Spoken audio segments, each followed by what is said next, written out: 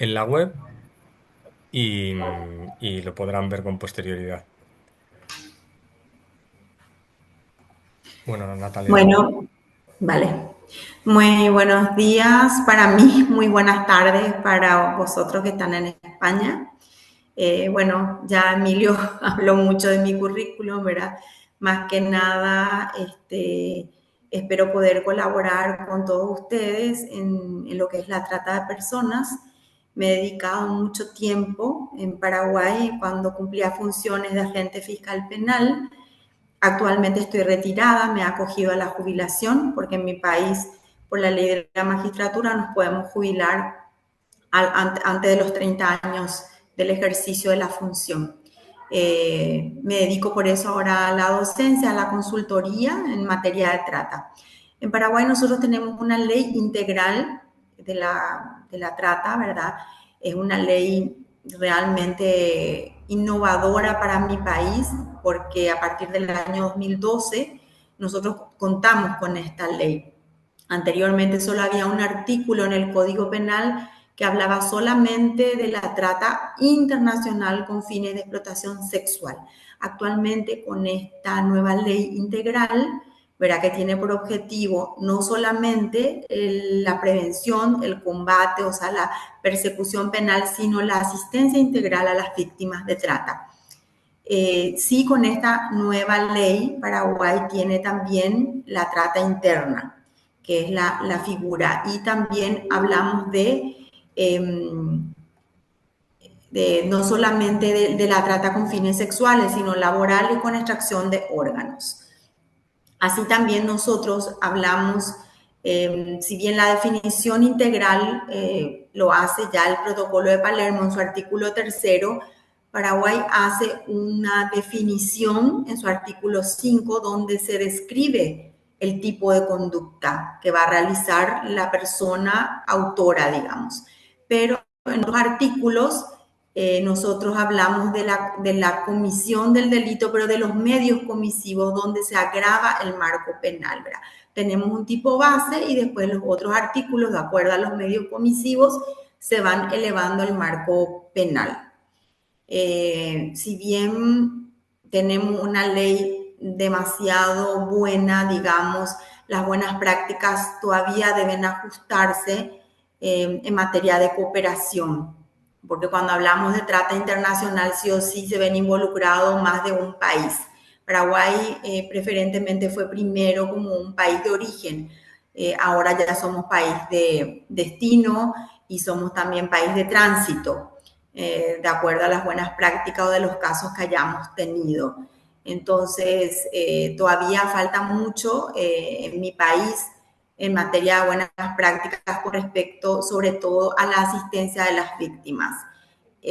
Si bien las causas que he tenido yo en materia de cooperación internacional, sobre todo con España y con Francia, hemos llegado a juicios orales con condenas exitosas, pero obviamente siempre hay que apoyar mucho en materia de cooperación, porque es muy importante, ¿verdad?, el trabajo coordinado con otro país cuando se trata de trata internacional, ¿verdad? Tenemos muchos casos de trata interna y también hemos tenido situaciones a raíz de la pandemia de casos de trata con fines de explotación laboral, sobre todo con Brasil, que es un país limítrofe con Paraguay. Y bueno, es lo que puedo de repente hacer un resumen pequeño y abro el debate para que podamos compartir la información y ver un poco qué podemos hacer en materia de trata de personas.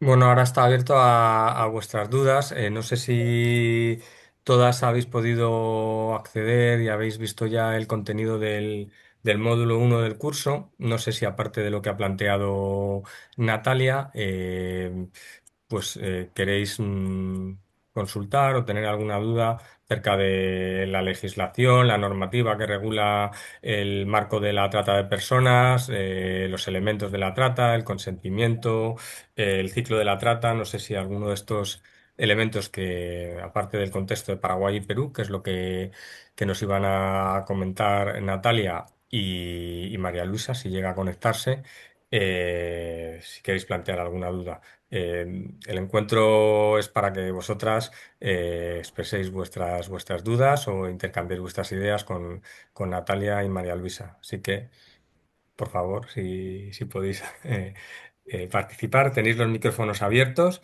y, y adelante.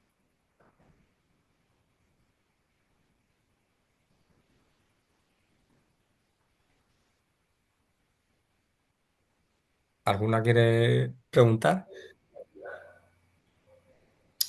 Pilar. Estoy viendo aquí que alguien preguntó, Ana Lucía creo, las leyes en Perú, dice. Bueno, las leyes en general son las mismas en todos los países, ¿verdad? Todas hablan de una situación, porque el protocolo de Palermo, como es una convención, o sea, es un convenio internacional, ¿verdad? Habla que es del tipo base de concepto y que de ese concepto se agarran todos los demás países, Estados miembros, ¿verdad? Que han firmado o ratificado el convenio. Entonces, de por sí, todos tienen la base dentro del marco teórico, ¿verdad? Dice, la verdad no he podido verme en el módulo, pero es si no son competentes. Sí, es cierto, Ana Lucía, es muy importante que las autoridades sean competentes en los países, pero competentes ¿a qué te referís? Porque la especialización es muy importante. Un agente fiscal que tiene a su cargo una causa en materia de trata tiene que ser una persona preparada en esa materia. Primero, porque la trata de personas, a diferencia de otros demás delitos, el objeto y el sujeto a la vez es la persona. No es lo mismo en un robo, que es la cosa. En el homicidio puede que sea solamente el cuerpo de una persona especial, pero en la trata es, aparte de la persona, son los derechos, la dignidad, o sea, se vulneran una cantidad de derechos de las personas. Es muy diferente. Y hay que tener en cuenta que antes solamente se visibilizaba al narcotráfico o al tráfico de armas como parte del crimen organizado. Actualmente el tercer lugar lo ocupa la trata de seres humanos como parte del crimen organizado, donde es mínima la inversión que se hace y el lucro es elevadísimo, donde además en la trata de personas se pueden cometer otros tipos de hechos punibles justamente que tienen que ver con el tráfico de drogas o el tráfico de armas. O sea, hay un conjunto de varias cosas. Una víctima de trata puede ser víctima de otros hechos punibles a la vez. Por eso es que se vulneran muchos derechos y es diferente a otros tipos penales.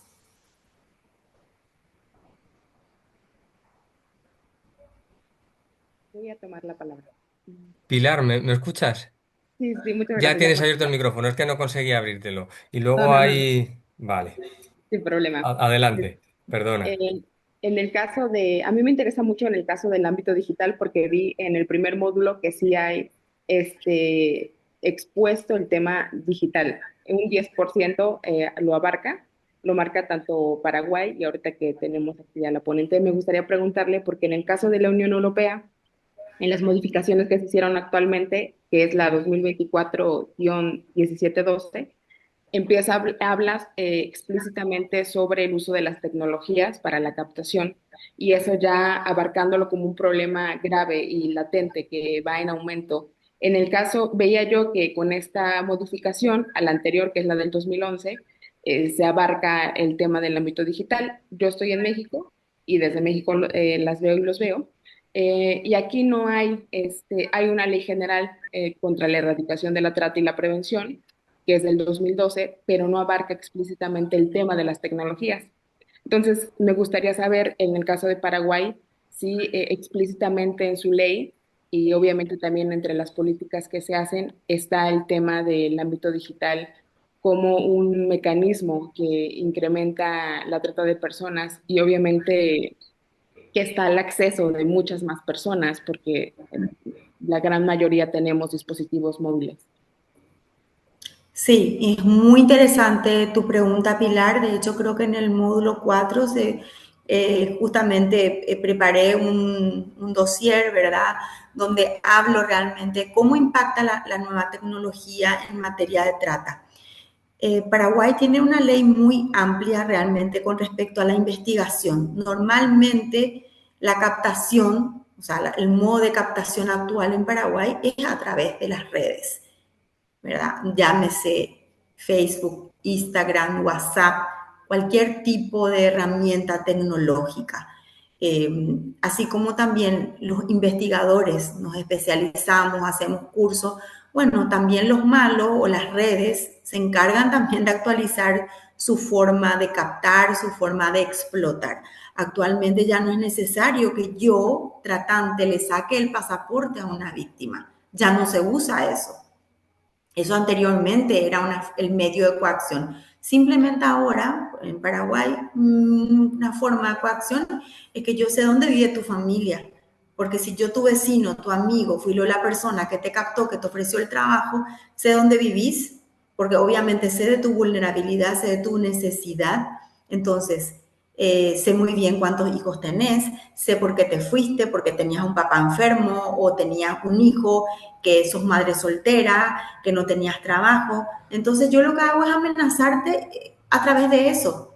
Entonces, muchas víctimas en medio de las causas que he investigado a lo largo de mi carrera como fiscal, que me comentaban que ellas de repente recibían un mensaje donde le decían o haces esto o seguís acá o tu hijo que sale de la escuela a tal hora le va a pasar algo.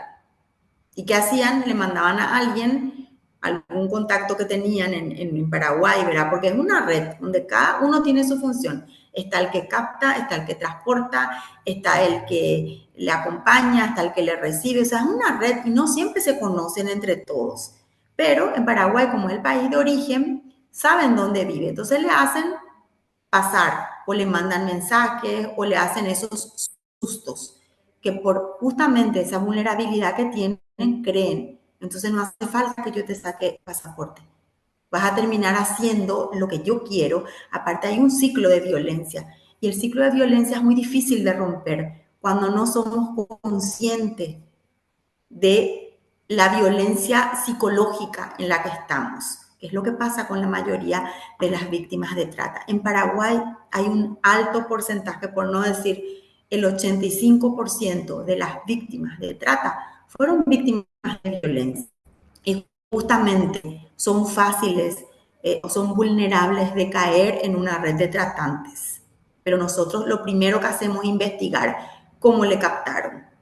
Inclusive trabajamos con peritos informáticos donde sabemos de dónde proviene el IP, ¿verdad? De cómo fue, inclusive la investigación la trazamos en forma digital, ¿verdad? Sabemos esta conexión de este teléfono, le llamaron, de este teléfono le recibieron.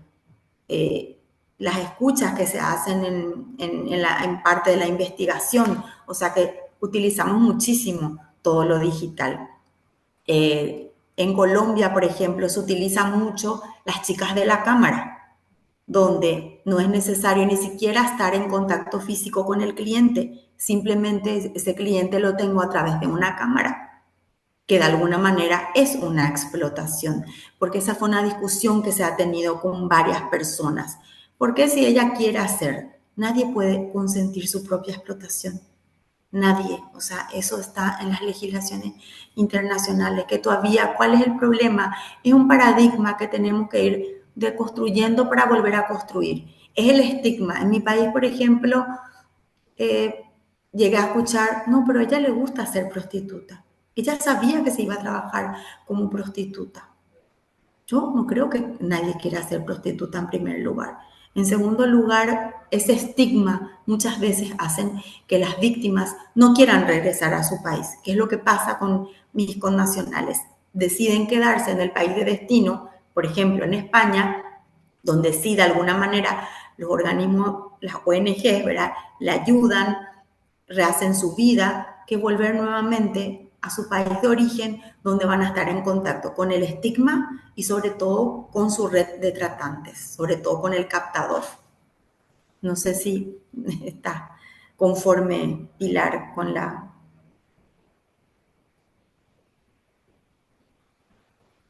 Tienes que activar el micrófono.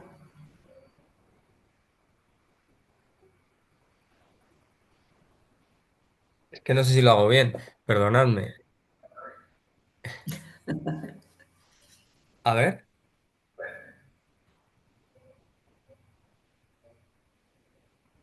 es que antes no sé cómo lo he hecho.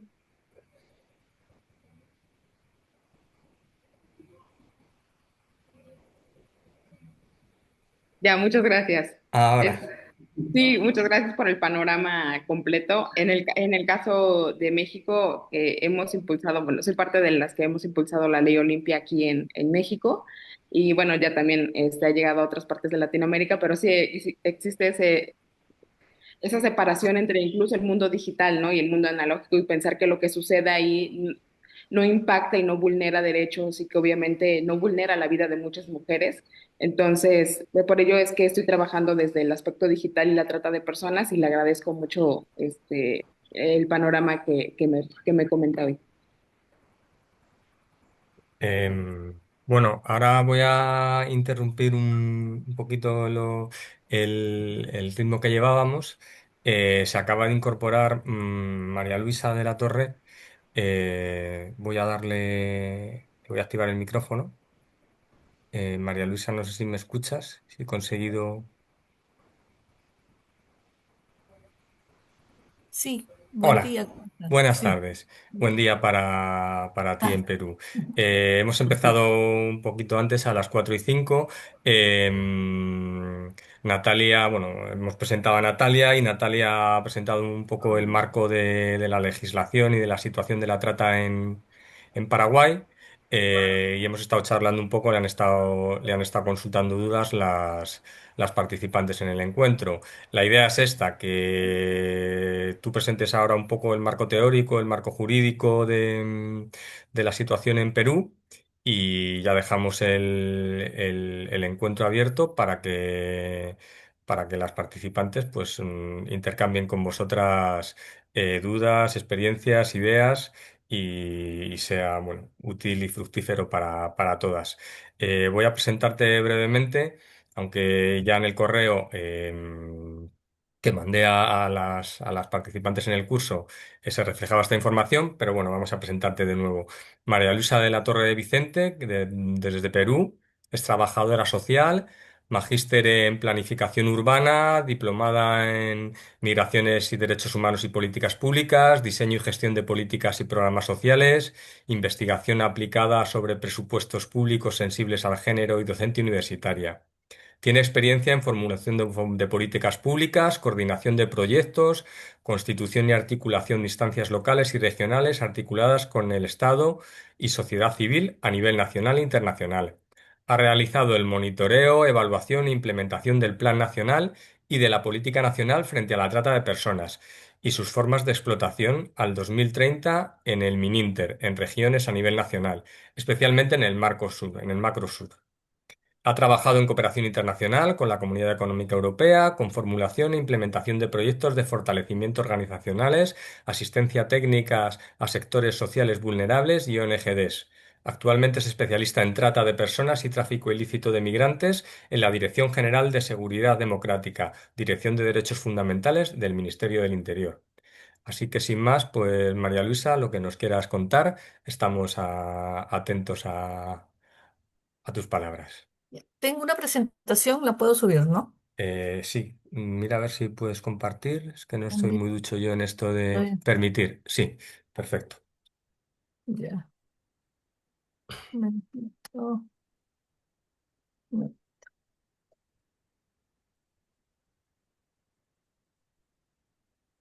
perdón, esto está.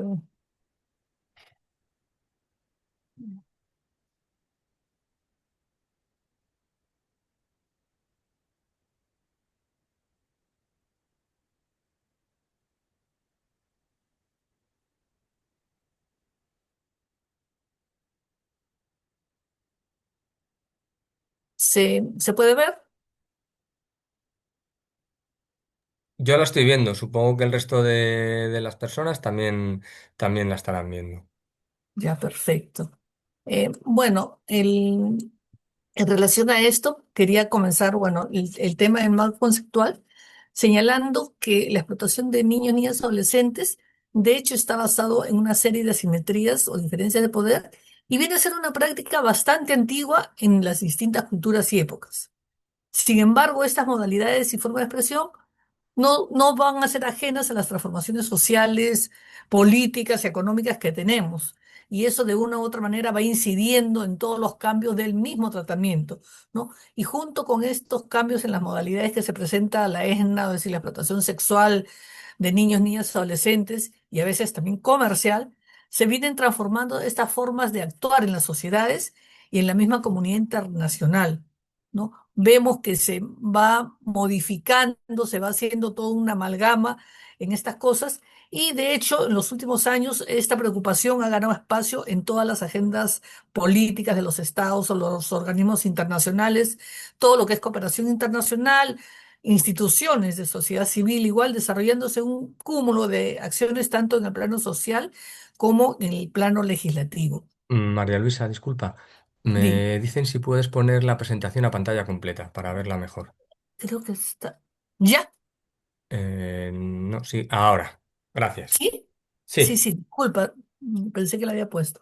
Ya. Entonces, ¿qué vemos al respecto? Vemos que esta explotación sexual comercial es una violación fundamental de los derechos de este niño. Ya sabemos lo que comprende, ¿no? El abuso sexual, la remuneración que hay, ¿no? Y sobre todo la presencia de una tercera persona utilizando el cuerpo de los menores de edad con diversos fines, ¿no? Con diversos fines que de una u otra manera también se evidencian en retribuciones hacia los niños que a veces ni comprenden esa misma situación, ¿no? Y en los adolescentes. Yo he estado justamente ayer en un evento de presentaciones de unos materiales, unas experiencias muy concretas, y había mucha confusión al respecto, ¿no? Muchas veces se decía que los niños se incorporan dentro de estos espacios porque les interesa o porque lo que quieren es lucir prendas o lucir todo lo que les regalan, cuando realmente son captados para estas cosas y un niño, sobre todo un niño, un adolescente, realmente muchas veces en nuestros países, en nuestra región, ¿no? Muchas veces tienen una muy inocente para enfrentar esas situaciones. Se los convence muy rápido. ¿Por qué? Porque tampoco tienen una formación desde o en la escuela o de la familia al respecto, ¿no? Ello ¿a qué nos lleva? A que sean tratados como objetos sexuales y mercancías, ¿no? Esto vemos que se considera explotador al que ofrece, ¿no? A otro la posibilidad de participar en la atención del niño y como al que mantiene el contacto, que viene a ser el cliente explotador, ¿no? Sin importar si esta relación es ocasional, frecuente o permanente. Estamos incorporando el término cliente explotador, porque generalmente no es cliente, el cliente es el que va, hace una transacción comercial y mercantil, ¿no? Por eso se plantea más como explotador, pero todavía ahorita estamos en esta situación de identificar el término, al igual que las niñas, ¿no? Que se les dice víctimas cuando nosotros estamos ya viendo, ¿no? Que son, hay que utilizar un nuevo término acá al respecto, ¿no? Son sobrevivientes, porque víctimas te anula totalmente, te sigue haciendo te poniendo en una situación de revictimización, ¿no? Esto lo vamos a ir viendo más adelante. Voy a pasar muy rápido esto. Es un cuadro en relación a cómo nosotros desde el Perú vemos esta problemática, ¿no? De niños, niñas, adolescentes víctimas de explotación sexual comercial.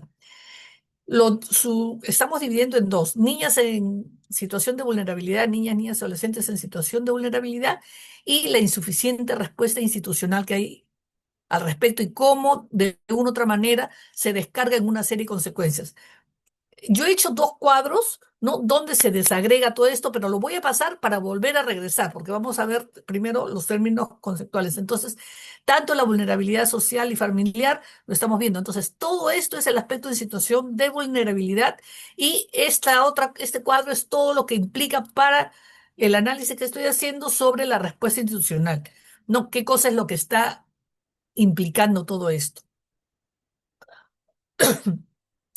¿Qué nos dice el programa de cooperación interamericana para la prevención y erradicación de la explotación sexual? ¿No? Tráfico, esto. Vemos que hay tres áreas de trabajo, tres grandes áreas de trabajo. Una está en todo lo que implica la recopilación, sistematización y puesta a disposición de los estados de toda la información que tienen acerca de la ESNA, ¿no? Sobre todo incluyendo pues el trabajo de dentro de la región, ¿no? Y se tiene como referencia el Portal Interamericano sobre Explotación Sexual Comercial de Niños, Niñas y Adolescentes. Esta red, por supuesto, incluye una serie de enlaces técnicos designados por los estados, por los acuerdos de intercambio con organizaciones referentes en el tema búsqueda permanente de aportes para alimentar este ciclo. En el área de trabajo 2 es la producción de conocimientos e instrumentos que fortalezcan estas capacidades en los estados, ¿no? Que también incluye elaboración de artículos divulgados por notas temáticas, producción de informes anuales, ¿no? Sobre todas las acciones que se emprenden. Y finalmente el área de trabajo que es el incremento de las capacidades de los estados en el enfrentamiento a la ESNA a través de la asistencia técnica y la formación de recursos humanos. ¿Qué incluye ello? La asistencia técnica a los estados sobre elaboración de planes nacionales, coordinaciones nacionales, formación de recursos humanos de los estados a través de cursos semipresenciales sobre explotación sexual comercial de niños, niñas y adolescentes.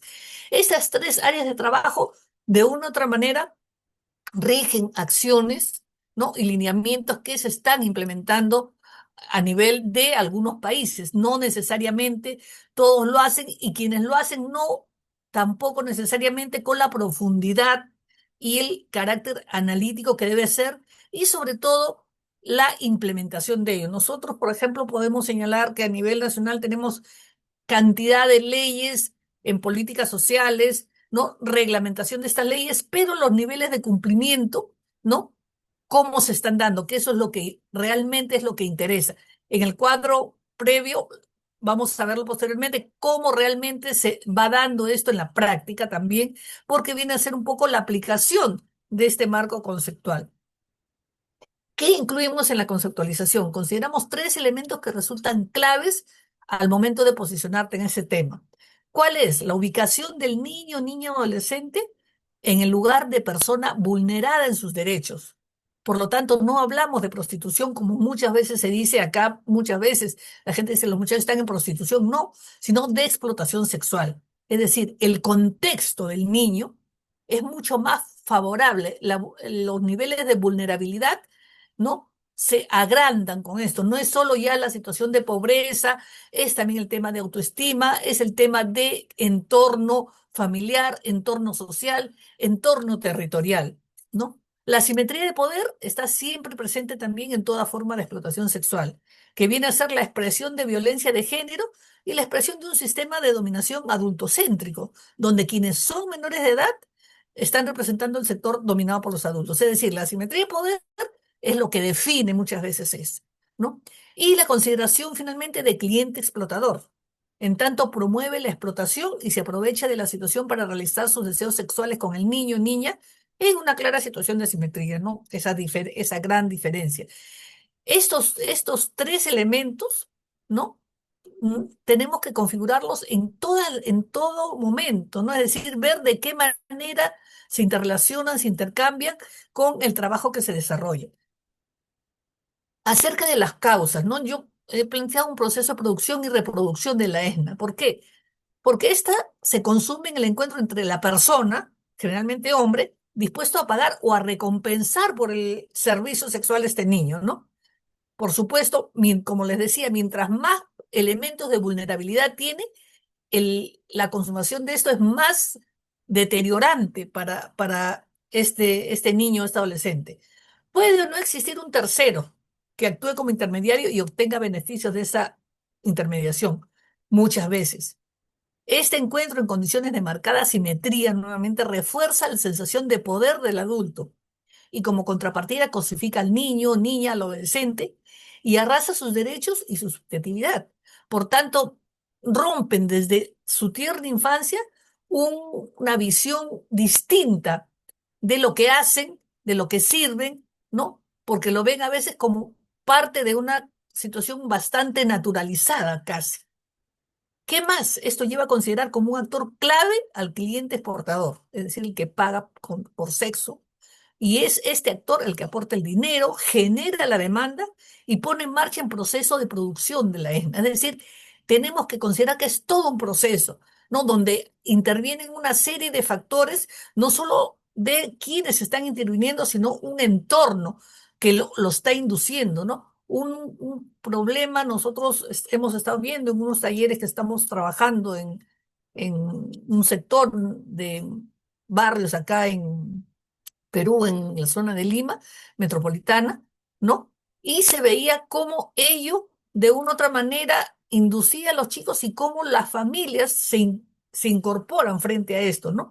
Y cómo ellos ven que el tener este proceso de producción finalmente, ¿no? Desvirtúa la visión del trabajo y de la población que se hace, pero también evidencia los niveles de corrupción y los niveles de impunidad existentes frente a esta situación, muchas veces de los mismos actores sociales del Estado, ¿no? Entonces, esto también tenemos que tomar en cuenta. La literatura sobre causas de la ESNA se limita al análisis del microcosmo en que se da, pero esta forma de análisis considero que genera dos consecuencias. En primer lugar, el problema queda ubicado en los márgenes de la sociedad y vista como comportamientos de personas excluidas de cultura y la economía.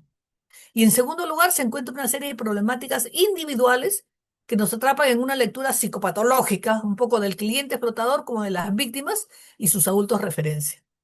Ese nivel de análisis, ¿qué hace? Oculta el carácter social en la causa del fenómeno ESNA y tarde o temprano lleva a responsabilizar a las víctimas de su propio sufrimiento. Por supuesto, con la consiguiente irresponsabilidad del orden social, en tanto estos hechos ocurren formalmente en los márgenes, ¿no?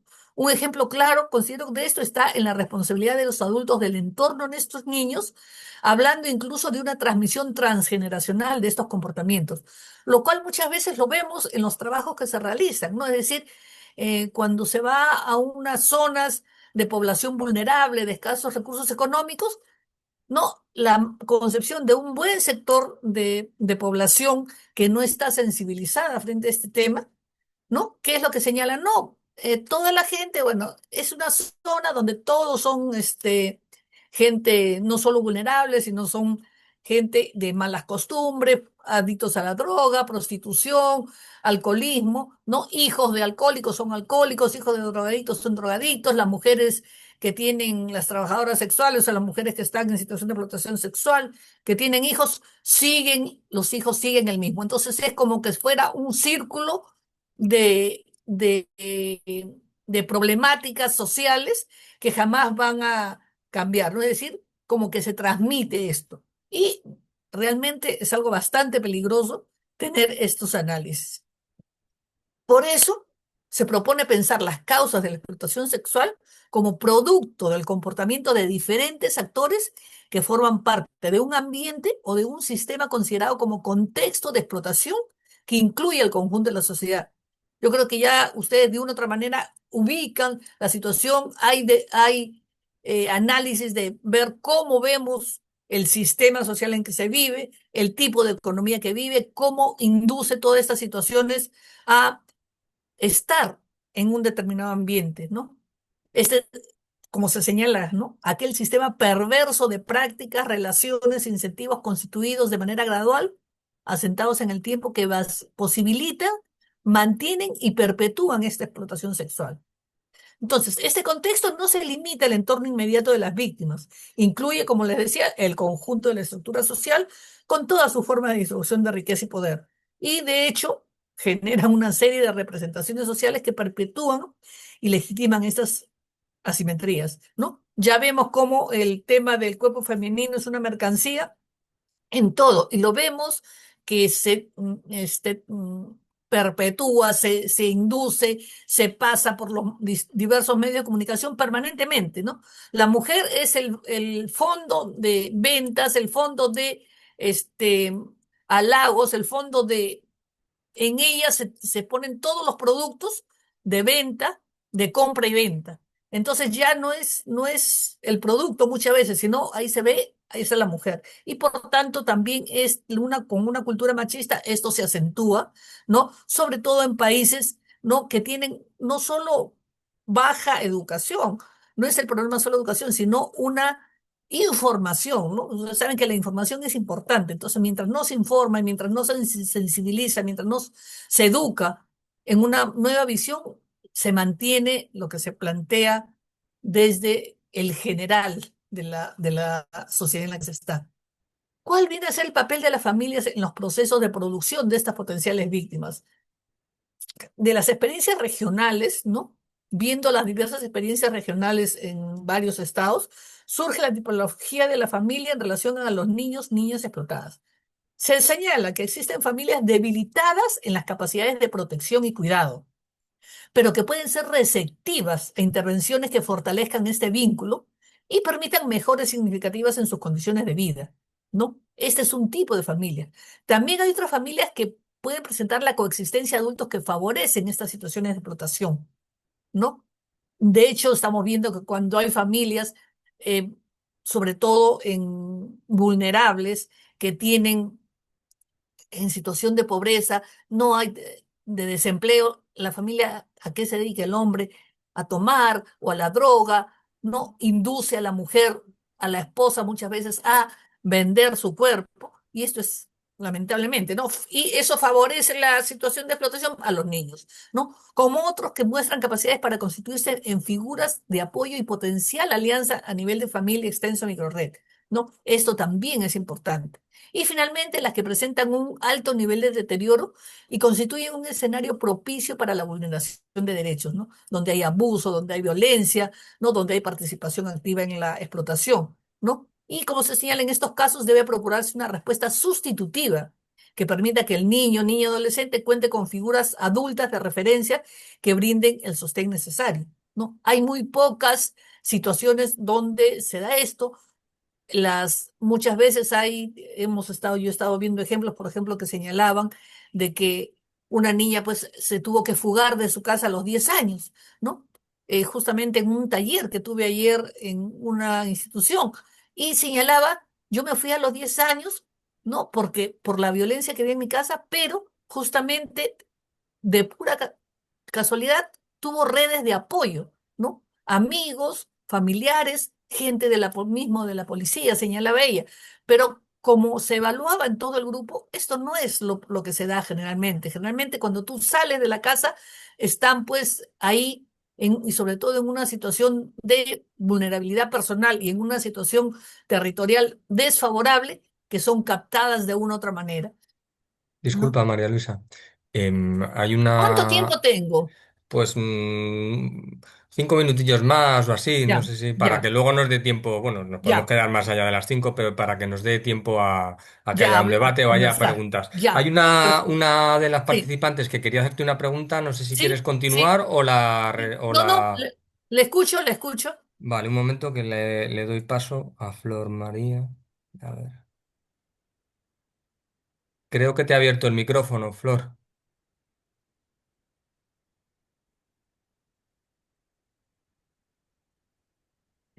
Sí, Flor, no le escuchamos. Mm. Bueno, Continúen. Ah, ya. muy Ahora, buenos ahora. días con todos. Desde aquí, desde el Cusco, Perú. Quería hacerte una pregunta, María Luisa, una pregunta específica y cortita.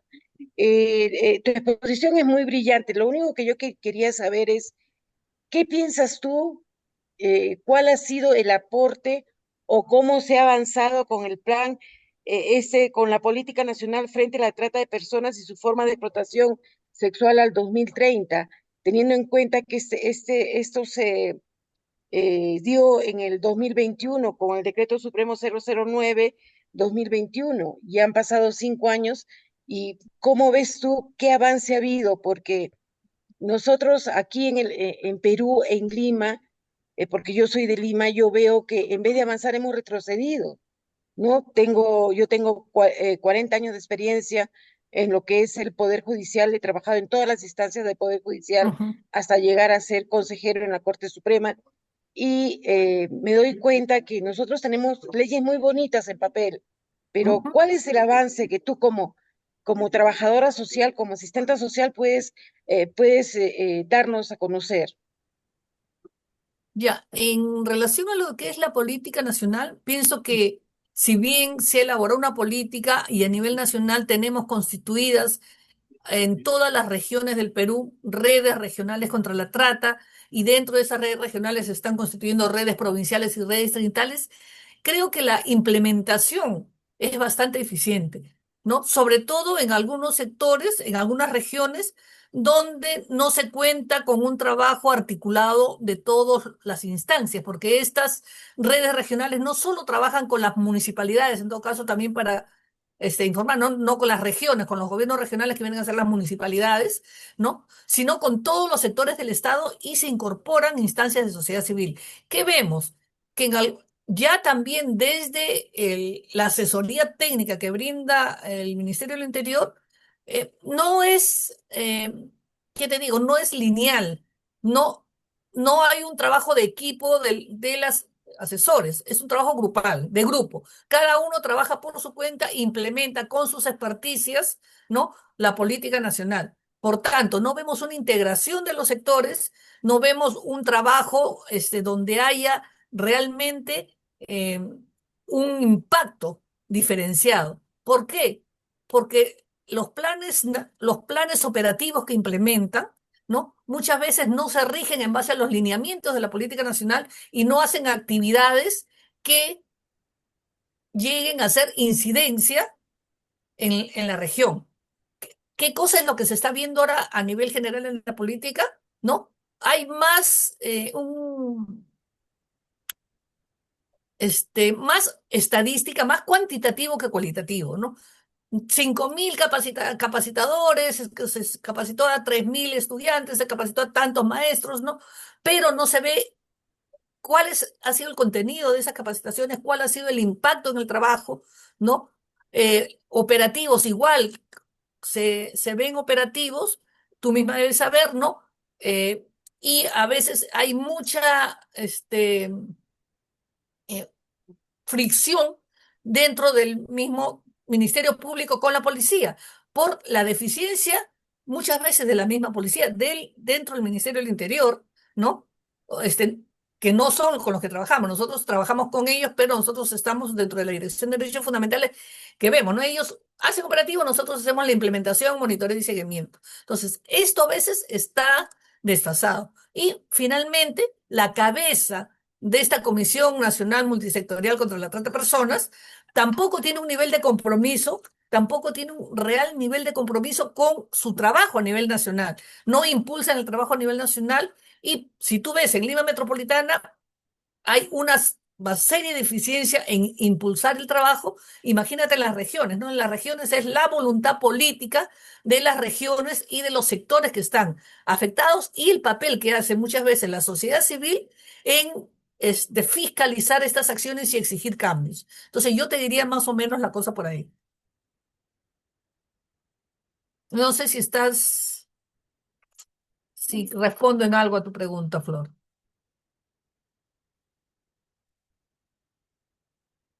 Bueno, siguiendo, ¿puedo seguir? Flor, ¿me escuchaste? ¿Sí está bien? Ya, gracias. Entonces, vemos esta parte, lo sigo. ¿Qué es lo que pasa? No, o explotador es proveedor de oportunidades, ¿no? Proveedor de oportunidades, modifica sus comportamientos, ¿no? ¿Y qué cosa vemos? Que los niños generalmente no se perciben como víctimas y hay una ausencia de conciencia de la explotación como obstáculo para desarrollar una estrategia de restitución de derechos. Voy a hacerlo más rápido, ya estoy por terminar. ¿Qué vemos? Estoy viendo dos aspectos que me parecían importantes, el diagnóstico y abordaje general de la trata a nivel de la región. ¿Qué se busca un poco cuando señalando esto, no? Se busca trabajar con los datos de diversas fuentes de información. Esto es a nivel de toda la región de América Latina, ¿no? Hay datos reportados por la policía, por los tribunales, por las encuestas de victimización, sistemas estadísticos, todo un poco lo que se ve, y aparte las políticas, los planes, los protocolos. ¿Qué pasa en la cuestión estadística, por ejemplo, en Perú? no hay un sistema integral. ¿Por qué? Porque se maneja, la policía maneja un reporte de víctimas, el Ministerio Público otro reporte, el Ministerio de la Mujer otro reporte, y ¿qué cosa vemos acá? No hay voluntad política de integrar, de hacer este sistema integrado. Eso está desde hace más de 12 años que se está trabajando en función de integrar estos sistemas, ¿no? Entonces, no es solo, como se escuchaba, se escucha a veces, no quieren compartir su información. No, hay algo más, es más allá. No, no hay voluntad política de hacer un trabajo articulado, ¿no? Por tanto, eh, de cualquier país, entran a la policía, tienen una estadística, entran por el Ministerio Público, tienen otra estadística. No se sabe si son muchos integrados, si son duplicidad de información. Teniendo en cuenta que esta información se levanta solo de las demandas o de las denuncias, pero las denuncias no son ni la cuarta parte de lo que realmente existe. ¿Por qué? Porque también hay un problema de un mal registro de las denuncias o una ausencia de denuncias o simplemente el no querer poner las denuncias tal como son. Nosotros estamos viendo mucho de estas cosas en la policía, por ejemplo, ¿no? Y lo digo como parte del sector, ¿no? Damos capacitaciones, pero para ellos el hacer un reporte, por ejemplo, como posible víctima de trata a un menor de 18 años a menor de 18 años, lo ponen por cualquier cosa. Entonces, el ponerlo como posible víctima de trata en cualquiera de los fines que existan, implica todo un protocolo que no se asume, ¿no? Quería ver esto ya para señalar, ¿no? Por ejemplo, qué existe a nivel de los estados? He puesto de algunos, hay espacios de coordinación y hay integración de instancias. Todos estos se dan en Canadá, se está dando en Colombia, en Chile igual vemos la cantidad de espacios de coordinación, pero también quienes lo integran. Entonces, la integración es muy importante en la medida que cuando hay varias instancias, por ejemplo, acá en Chile vemos la mesa intersectorial, ¿no? Que también está la cooperación internacional, están organizaciones de sociedad civil, están instituciones. Entonces, eso hace que el seguimiento o la fiscalización sea mayor. Que eso impacte o no, todavía vemos. No pude terminar el cuadro, entonces vemos que igual hay en Ecuador, en México, en Perú tenemos dos subgrupos de trabajo, ¿no?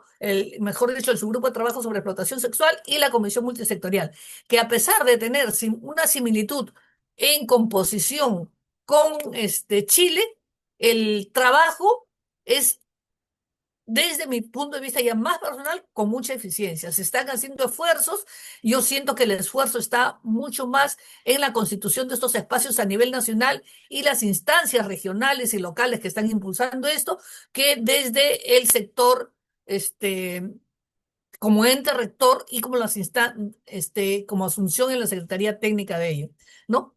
¿Qué vemos de limitaciones? No, las distintas instituciones registran situaciones de manera diferente. Eso limita mucho el trabajo, ¿no? Y el registro, se da muy diferenciado. Igual, los registros del sistema policial y judicial son tradicionalmente los más sistematizados y difundidos. Sin embargo, como les decía, no se permite analizar el fenómeno en su totalidad y complejidad, ¿no? Y existe una brecha entre casos reportados, investigaciones y sanciones, ¿no? Aquí considero que se presenta un desafío, el fortalecimiento de recursos humanos y técnicos de la policía, ministerio y poder judicial para dar seguimiento, ¿no?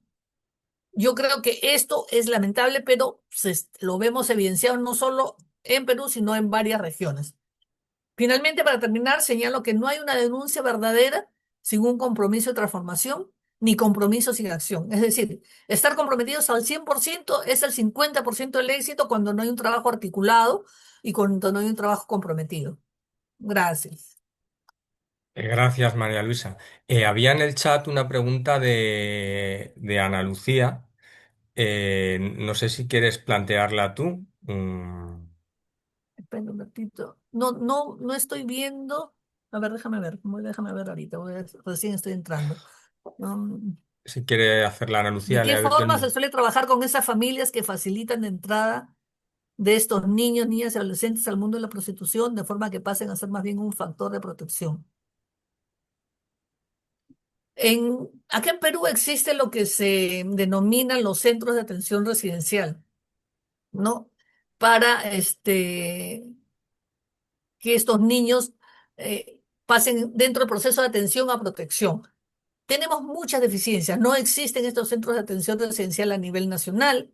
Estamos viendo realmente que el personal en muchas de estas instancias no es capacitado, no es totalmente capacitado, y hemos visto y tenido la experiencia de conocer es, gente en estos centros donde se han escapado las niñas, entonces es imposible que una persona se escape de un sitio donde tú consideras que estás protegida, ¿no? Si tú vas a un sitio que te protegen, tú no te escapas, al contrario, te aferras a ello.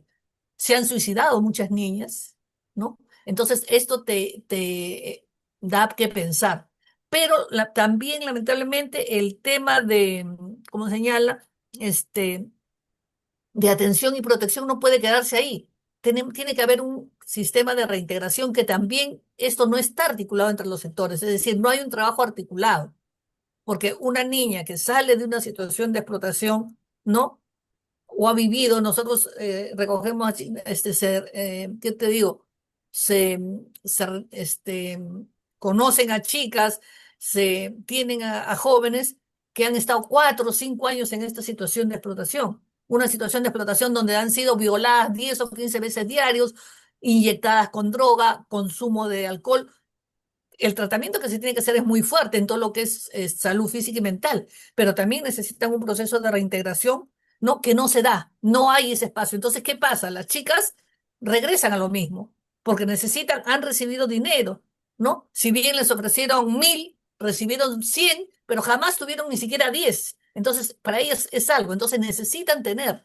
Y muchas de ellas salen ya con niños. Entonces, necesitan casa, necesitan comida, necesitan alimentación, necesitan temas de salud. Entonces, ¿qué es lo único que pueden? Regresar a lo mismo. Entonces, te digo, está muy fraccionado, hay muchas brechas en esto, ¿no? Entonces, decimos un eje, trabajamos un eje de atención, protección y reintegración, pero que realmente en la realidad no hay articulación. Y cuando se está dando esto es porque muchas veces son trabajos muy personalizados de funcionarios o de sectores de sociedad civil, ¿no? Entonces, a ver, ¿a qué crees que se deba que no se registre como se debería? Este, Cuando hablan del registro, es del registro de De las la- denuncias, de sí, las denuncias, ¿no? No se registra por inoperancia, no se registra por falta de compromiso, ¿no? Y además, justamente lo que les decía, por una situación de impunidad existente. Es decir, saben que si hacen eso y los denuncian, el castigo no va a afectarlos en nada, ¿no? Una situación fuerte de impunidad y que todo lo que implica hacer una denuncia es un proceso administrativo que tienen que hacer, ¿no? Es decir, no es solo apuntar la denuncia, sino tienen que hacer todo un proceso de fichas, de hacer seguimiento, de hacer derivaciones, entonces no se realiza. Nosotros tratamos de hacer capacitaciones a la policía también, pero lamentablemente los presupuestos para este problema social, para este delito, son ínfimos a nivel nacional. Entonces tú puedes tener una política maravillosa, pero si tú no tienes un presupuesto que realmente te induzca a hacer un trabajo efectivo, de una u otra manera, no vas a poder, ¿qué te digo? Hacer un trabajo eficiente, ¿no? Ni voluntad de trabajo. Es decir, yo he estado trabajando en zonas de alto nivel de trata, ¿no? Y esto, por ejemplo, Puno, Cusco, Madre de Dios, y los actores sociales, que son los que tienen que estar en esto, no tienen ni siquiera recursos mínimos, ni siquiera de vestimenta. Por ejemplo, para enfrentar los fríos, para enfrentar el calor, no viven, no hay movilidad, no hay materiales logísticos, entonces la gente ni siquiera sale a operativos, ¿no? No salen a los operativos, entonces es lamentable, pero cuando dicen, bueno, se rescató 30 niñas, que es mucho, ¿no? Se rescataron 30 niñas en un sitio donde hay 3.000, ¿no? Entonces nosotros tenemos a la fecha, estamos ya para a mayo teníamos cerca de 800 niñas desaparecidas, ¿no? No estamos hablando que denunciadas por otra cosa, no, desaparecidas. Y son de las regiones de más alta incidencia. En Puno, nosotros tenemos Por ejemplo, en La Rinconada que he ido, que es 5.300 metros sobre el nivel del mar, una zona la más alta del mundo, un frío espantoso, ¿no? Donde es zona minera, tú vas, no puedes ni respirar porque está el mercurio regado por todas partes. Es una zona donde todos los días aparece muerta una persona. De los 7 días, dos, por lo menos, son niñas o son adolescentes. ¿Quiénes son? No se sabe porque les cortan las manos, les borran las huellas y muchas veces ni siquiera hay denuncia. Entonces, eso es lamentable y no lo vemos. Yo lo digo porque yo he ido, he estado y me lo han dicho. Entonces, eso no se registra ni siquiera en los medios de comunicación, que es lamentable, ¿no? Entonces, ahí hay algo, la gente se vende por el oro, hemos visto que muchos funcionarios también son dueños, así como son dueños de hoteles, bares, cantinas, también son dueños de minas. Entonces, ¿qué nos queda? ¿No? Ah, ya, quieren que vuelva al cuadro de las políticas. Yo te puedo mandar el PPT para que después lo puedan distribuir y lo puedan ver, pero si quieren que veamos esto, el cuadro, no sé qué me dicen si hay tiempo, para ver el cuadro, Yo prefiero que si nos te lo mandas mando. la presentación, yo la colgaré en el curso Sí, sí. Yo sí, quiero para que que, tengan acceso a ello. Y ahora prefiero que aprovechemos, bueno, aunque el encuentro era de 4 a 5, pero tenemos tiempo de margen. Yo por mi parte puedo quedarme un rato. No sé si Natalia y María Luisa tenéis disposición de quedaros un ratito charlando. Si es así, pues prefiero que planteen preguntas y les contestéis. ya, ya. Mm. Sí, el cuadro se los mando y yo creo que sería muy interesante para el proceso del curso que vean cómo esto incide en todo lo que hemos estado hablando. Natalia, te doy la palabra porque si no me voy a acaparar todo.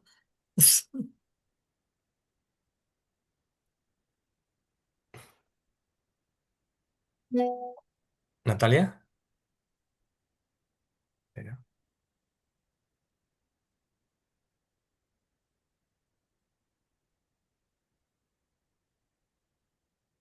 Yo creo que ya te he abierto el micrófono.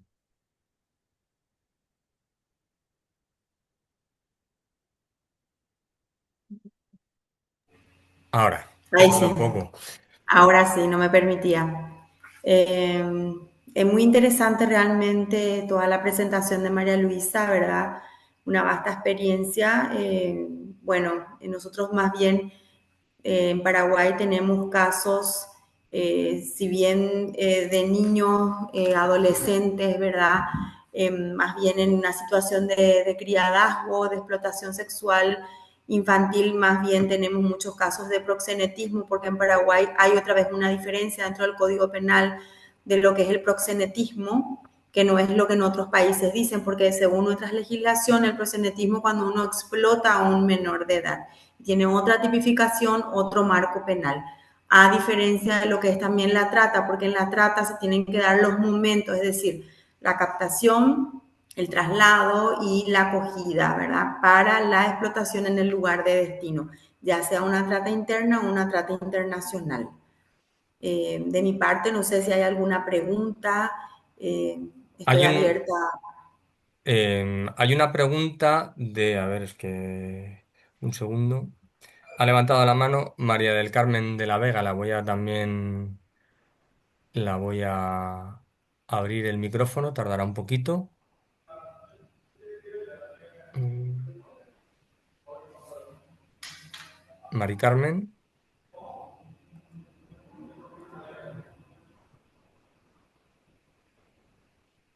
Ay, muchas gracias. Sí, de yo nada. quería, sí, a través de las presentaciones, sí me parece que es fundamental aquí el tema de la prevención y quería saber si en la experiencia de nuestras expositoras, cuánto es el peso del, ¿cómo decir?, del fortalecimiento y de la información suficiente para prevenir situaciones de riesgo de las niñas, niños, adolescentes. ¿Cuál es el peso que se tiene de información adecuada, de familias protectoras para prevenir estas situaciones? Porque ya es entiendo que desde el lado de la respuesta estatal hay muchas limitaciones. Seguro van a pasar muchos años para que podamos cubrir ese déficit de la respuesta estatal, pero por el lado de las familias, de la función protectora de las familias, del reconocimiento de situaciones de alerta, eso, ¿cuánto creen ustedes que es el peso y por qué es que no se trabaja de manera suficiente desde la política pública? ¿Qué más se debería hacer?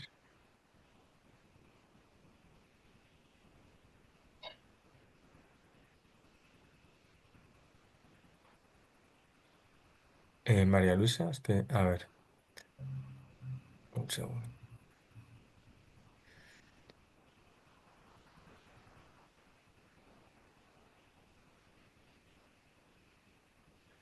A ver, ahora, es que tarda un poco siempre. No cerréis ya los micrófonos porque Bueno, ahora si queréis. tiene que... Lo siento, yo le doy a reactivar y siempre me tarda un rato.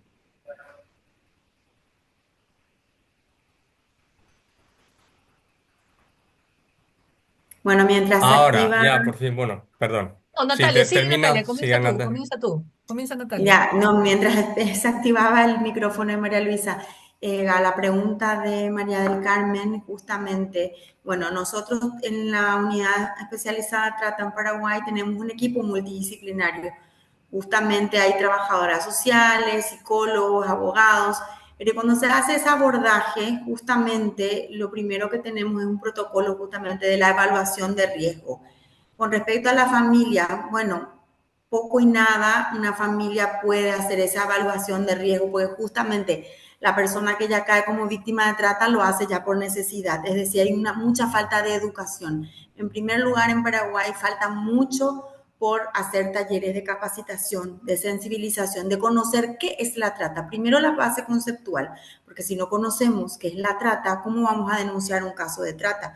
Si no conocemos las diferentes formas y en especial, como dijo también María Luisa, los recursos son importantes. Si no tenemos dinero para hacer ese combate a la trata, no podemos tener justamente un apoyo realmente eficiente, eficaz. O sea, deben existir políticas públicas, pero las políticas públicas, si no tenés recursos, también caen. Entonces, con respecto a la prevención, en mi país sobre todo, no puedo hablar de Perú, ¿verdad? Pero sí, en Paraguay falta mucho por hacer todavía, sobre todo a nivel de la parte del sistema educativo, ¿verdad? Hay que educar al niño desde pequeño con todo este tema de los abusos, de la violencia, para que ellos aprendan a defenderse y puedan tener esas herramientas. O sea, falta mucho, pero más que nada sin recursos no podemos sostener. Es lo que yo puedo compartir con vosotros.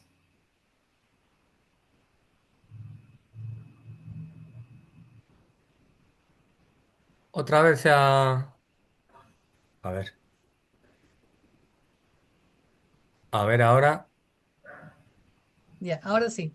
Venga. Bueno, en relación a eso, yo pienso de que el tema de presupuesto, que es un tema central, es parte de la política pública y es parte de la política de gobierno, ¿no? Es decir, nosotros hay que tener priorizada una serie de cosas. Pero pienso que el trabajo que hacen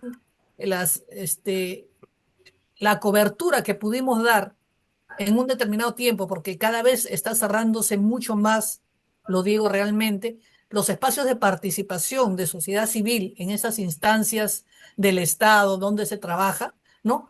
Para nosotros es muy importante. Justamente nosotros estamos trabajando con María del Carmen de la Vega, ¿no? Estamos coordinando como institución con la institución que ella tiene, que tiene casi 40 años, 50 años trabajando el tema en Lima Metropolitana, en todo lo que es la zona norte, que es una zona de alta incidencia de trata de personas, ¿no? Estamos tratando de hacer un convenio con el Ministerio del Interior para hacer un trabajo conjunto. Y eso realmente ha fortalecido, ¿no? y está haciendo un impacto diferenciado totalmente en relación al trabajo en otras zonas, ¿no? Pero tenemos que ver qué instancias también de sociedad civil trabajan. Hemos trabajado con muchas instancias que lo único que han querido es implementar sus actividades sin responder a las necesidades de la población. Y como decía Natalia, el tema de información es central. El tema de capacitación a los sectores más vulnerables es importante, porque a veces la política en qué se está centrando, a veces, ¿no? En capacitar a los funcionarios del Estado, ¿no? Pero para capacitar a un funcionario del Estado basta una o dos reuniones, porque es una cuestión muy técnica y se les puede plantear las cosas claras, pero no estar todo un año, cada año, haciendo capacitaciones a los funcionarios, cursos para tener certificaciones a la policía y no se vuelca el trabajo a la población. Realmente hemos tenido espacios o gobiernos donde por instancias del mismo ministerio, de quienes representaban en ese momento el ministerio, ¿no? Que eran personas de sociedad civil, ¿no? Exigían y pudieron lograr un porcentaje mucho más alto de presupuesto, que no era el ideal, ¿no?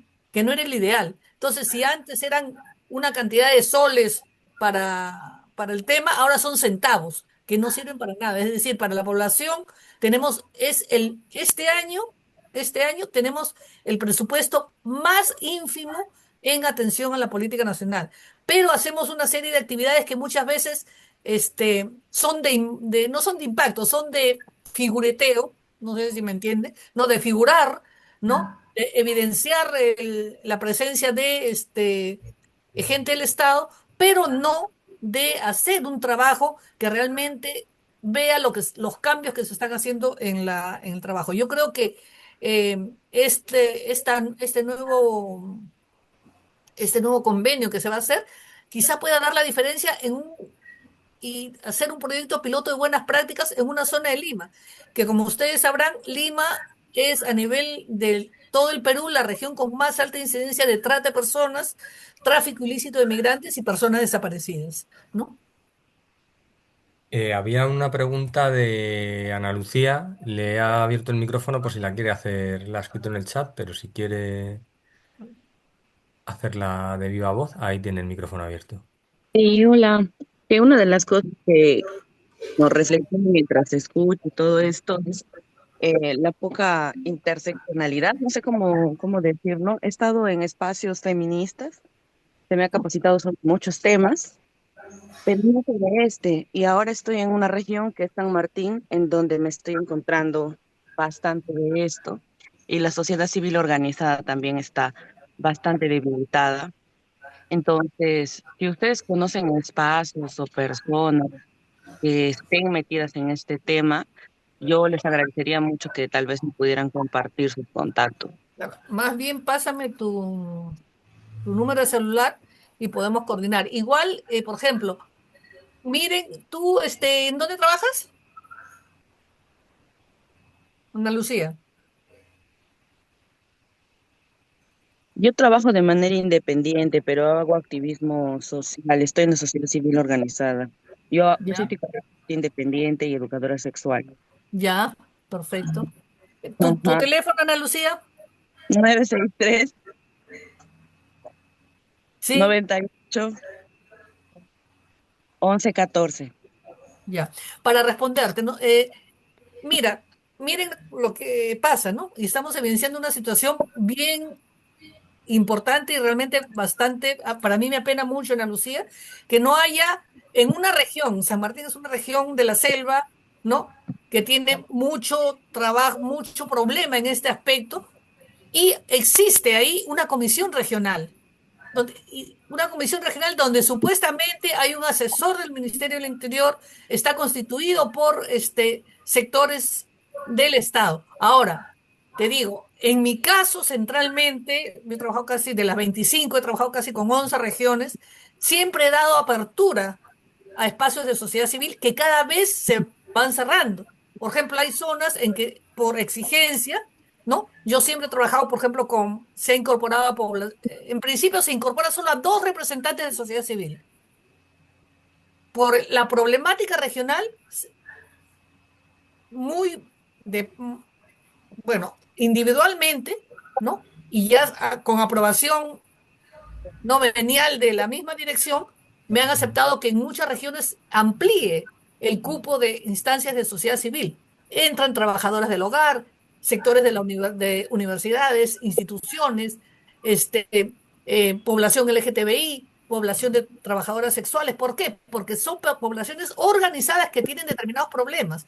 Por ejemplo, en Arequipa, en Lima mismo, en algún momento, ahora en una región que es Callao, estamos trabajando con población LGTBI y con población de trabajadoras sexuales. ¿Por qué? Porque ellas tienen sus problemáticas, se necesitan capacitar en todo lo que es el tema de prevención, en todo lo que es el tema de respeto a sí mismas por las mismas autoridades. Entonces, eso es importante, no se da. Y es lamentable que en un sector que tiene tan alta incidencia, ni siquiera una persona conozca, porque supuestamente hacen trabajo de prevención a nivel de toda la región. Entonces, en la práctica estamos mostrando, ¿no? Una gran deficiencia en el tema de difusión del trabajo que hace el mismo sector, ¿no? A una región con esta problemática. Había una pregunta, o había levantado la mano Marta Cirujano. Le voy a dar el micrófono, a ver si... Ya está. Em, Buenas tardes. sí, hola.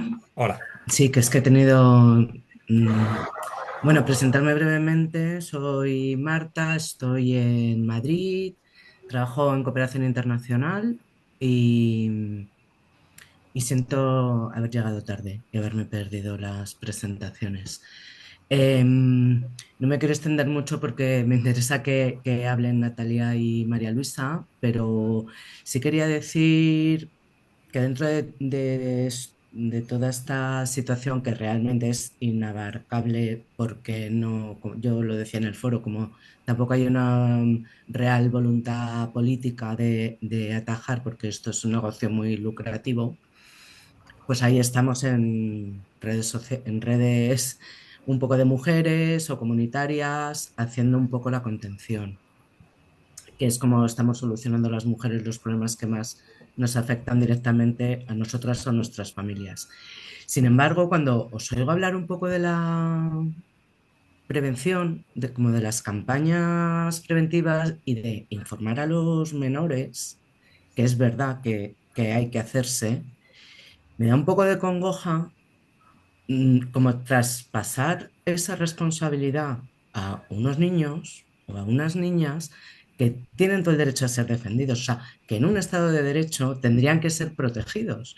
Y sin embargo, lo que se hace porque no queda otro remedio, mm, para mí es un poco loco, ¿no? En el sentido de que estoy un poco de acuerdo en que se haga, pero por otra parte me produce un poco de dolor, ¿no? Que tengan que ellos que aprender a defenderse cuando son niños, ¿no? Entonces, si realmente las instituciones no acogen, no tienen interés, no tienen presupuesto, sobre todo ni recursos, es obvio que la sociedad tiene que defenderse, pero vamos, soy mucho más pro de formar profesorado en educación formal e informal y que eso se pueda dar como igual que se da educación sexual o que se pueda dar otras cosas en los colegios, que hacer unas campañas muy civiles, muy de barrios o de casas, ¿no? O sea, como siempre intentar incidir en la formación de las personas profesionales, que además luego eso se quedan, aunque tengas que hacerlo todos los años o... Bueno, era simplemente una reflexión que yo veo que cada vez pasa más y que pasa en muchos ámbitos lo de tener que, como eso, dejarla un poco la autoprotección en manos de niños y niñas. Muchas gracias por compartirnos vuestras experiencias, que son muy interesantes, sobre todo cuando las ves desde el lado depredador, ¿no? Desde del océano. Natalia, si quieres. No, está bien, yo comparto la opinión de Marta. Falta mucho realmente por hacer, pero yo creo que El tema de la prevención no solamente pasa por los funcionarios o los operadores de justicia, está bien, comparto con respecto a que los profesores tienen que estar realmente muy capacitados o entender el tema de la trata o cómo funciona la trata. Pero sí también hay que llegar a la población en general, al común de la gente. El común de la gente es lo que tiene que entender de qué se trata la trata, porque son ellos los eslabones, a esas personas se les ofrece el trabajo. Entonces, de alguna manera hay que proteger la sociedad. Es muy interesante hacer, digamos, políticas públicas desde el Estado, pero el Estado tampoco puede abarcar unos compromisos que para eso están los operadores de justicia, ¿verdad? O en el colegio o en las instituciones educativas están los maestros que están más cercanos. De hecho, en Paraguay se hizo mucha capacitación en colegios con respecto a no solamente la trata, sino la pornografía, que es lo que está también muy de moda, ¿verdad? Muy en auge. Y si bien tuvimos denuncias justamente de las maestras, cuando de alguna manera se dan cuenta que ese niño no está rindiendo lo suficiente o que algo pasa, inclusive los abusos sexuales que ocurren en Paraguay, que hay un índice muy elevado. Entonces, de alguna manera, esa capacitación es muy importante a nivel educativo. Comparto la opinión de Marta en ese aspecto, pero el Estado tiene la obligación de proteger a todos los ciudadanos, a todas las personas. Eh, sí, yo pienso que estoy de acuerdo contigo, Natalia, en que hay que compartir y que los docentes tienen que tener una formación, pero yo creo que la responsabilidad del Estado es fuerte en esto, es decir, no podemos, no sabemos muy bien que ningún docente está, ni ninguno se capacitó en este tema, entonces hay que hacer capacitación. Entonces, por ejemplo, nosotros tenemos a nivel nacional en el Perú, en todas las instituciones educativas, un área de tutoría de los docentes, que hacen tutoría semanal, por decir, 2 horas a la semana a los niños. Uno de los temas es trata de personas, pero los docentes no están capacitados en esos temas. Entonces, ¿qué es lo que hacen? Agarran cualquier libro, les dan dos, tres conceptos y ahí se acaba. Entonces, ¿qué estamos haciendo o qué hacemos algunos de nosotros? Yo no quiero generalizar en el trabajo que hacemos los asesores regionales en esto. ¿Qué hacemos algunos de nosotros? Capacitamos a los docentes, ¿no? Capacitamos te digo, acá hay varios niveles, la dirección regional, después las UGELes, que son ya los niveles intermedios de los docentes, y a los docentes de los colegios, ¿no? Pero se les capacita no solo en qué cosa es la trata, cómo se da, sino cuál es el papel de los docentes en esto, ¿no? ¿Cómo debe ponerse el docente en este tema? Porque hemos tenido muchos problemas, hemos tenido zonas de alto riesgo, ¿no? Donde los docentes no quieren denunciar las situaciones que ven de violencia, de abuso sexual, de embarazos adolescentes en los niños, de deserción escolar por problemas de violaciones. ¿Por qué? Porque creen que las estadísticas los van a marcar negativamente, ¿no? Entonces, explicarles que el problema no es la escuela, al contrario, ve- mejor para ellos que puedan canalizar estas estadísticas que ni siquiera lo puede tener los otros sectores. Entonces, consideramos que es importante la capacitación a los docentes, pero en todos estos detalles. Aterrizar, ¿no? La conceptualización de la trata para aplicarlo en las distintas realidades, porque además no es lo mismo estudiantes o docentes en la costa, en la sierra o en la selva del Perú, ¿no? Y eso lo tenemos que hacer. Igual la capacitación a los niños, ¿no? O a los adolescentes, decimos cuál es la responsabilidad que ellos tienen frente a sus padres, frente a sus maestros, qué es lo que deben hacer, cómo deben cuidarse.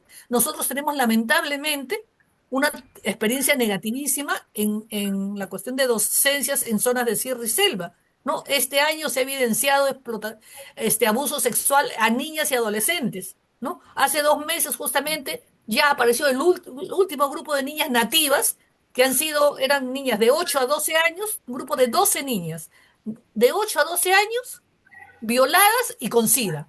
¿Por quién? Por los profesores, ¿no? Y eso es lo que se ha registrado o lo que se ha difundido, pero hay cantidad de casos, ¿no?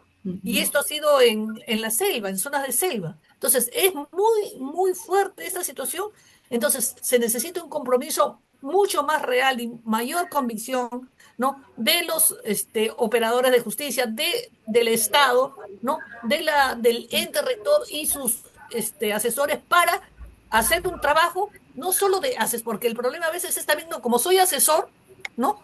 Como soy intelectual, como soy docente, yo no tengo por qué capacitar a la gente.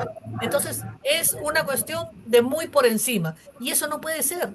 La población no está informada y los operadores tienen que estar informados y capacitados. Yo he trabajado con operadores del Ministerio de la Mujer que ni siquiera querían saber nada. ¿Qué cosa género? No, nada de género. Yo no quiero trabajar con población LGTBI, no quiero trabajar. Increíble, ¿no? Cuando son el ente que está especializado en el tema, pero vemos cómo se está dando. Entonces yo creo que es un esfuerzo colectivo de articulación de sectores, de compromiso de sociedad civil, y la sociedad civil tiene que exigir, fiscalizar este trabajo. Las políticas nacionales le tienen que dar seguimiento, tienen que haber propuestas desde la sociedad civil para ello. Discúlpeme, Gracias. yo soy casi media... Perdona. Bueno, vamos a dar un último turno a Marta, ya son las 5:30, que nos diga lo que quiere saber y ya vamos a cerrar porque, bueno, y también a la Lucía, pero muy Sí. brevemente, por favor. No, estaba simplemente aplaudiendo. No Ah, es una levantada de manos, es como vale, vale, estoy muy de perdón. acuerdo, vamos, con lo que ella dice, que es que algo lo decía en el foro, que es que tiene que ser un abordaje multidisciplinar, es que si no, no, y bueno, y empezando por los clientes, ¿no? Muchas gracias. No sabéis lo que lamento habérmelo perdido, lo veré offline. Pues si Ana Lucía no solo quería aplaudir también. Pues entonces damos por cerrada la sesión. Gracias a María Luisa, gracias a Natalia, gracias a las demás por haberos incorporado. Os animo a que sigáis el curso online, que cuando acabéis el tema pongáis la pestaña de tema completado, porque si no, no se registra que se avanza. Y ya os convocaremos para los siguientes encuentros que hay. El próximo ya os mandaremos los mails, pero será la última semana de julio con dos supervivientes de la trata, Raimunda Collo de Perú y Camila que está aquí en España. Es de origen brasileño. Entonces, ellas contarán sus experiencias, pero ya os pasaremos la información sobre cuándo es el encuentro. Muchas gracias. Un detito, una cosita, una sola cosita. En relación a lo de Raimunda, quería precisar algo, ¿no? Con ella trabajé en mi Cusco, fue desde la instancia de sociedad civil.